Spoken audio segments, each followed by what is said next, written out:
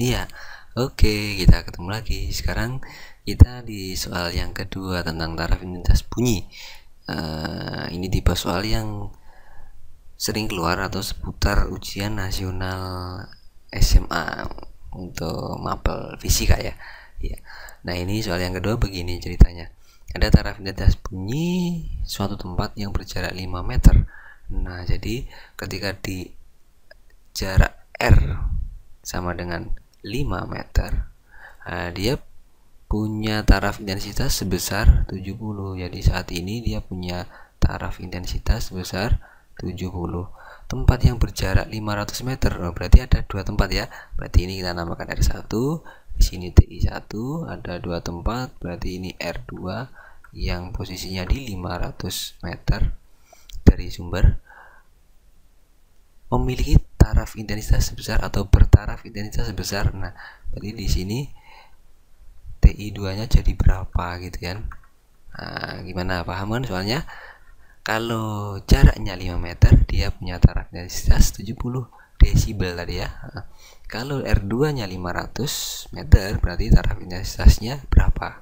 Nah, ya kita tinggal gini aja. Pakai persamaan taraf intensitas, menentukan taraf intensitas dari posisi yang sudah ditentukan. Jadi gini, kita pakai perbandingan jarak nanti.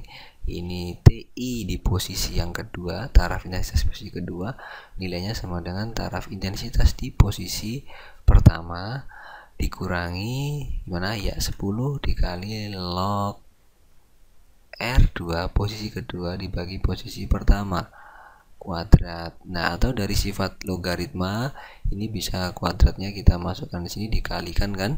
Jadi ini bisa jadi gimana? Iya, TI 1 min 20 log R2 per R1 kan gitu. Nah, tinggal kita masuk aja. Gimana nilai TI 1-nya?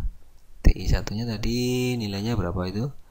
70 desibel dikurangi 20 dikali apa, log R2 nya 500, oke, per R1 nya 5. Nah sekarang ini jadi berapa, 100 kan. Iya, 70 dikurangi 20 dikali log 100. Log 100 itu berapa?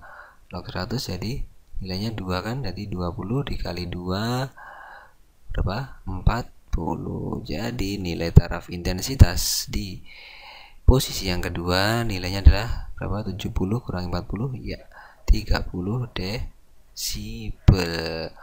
Oke, berarti jawabannya yang mana ini? Oh iya, yang B. Ya, gampang.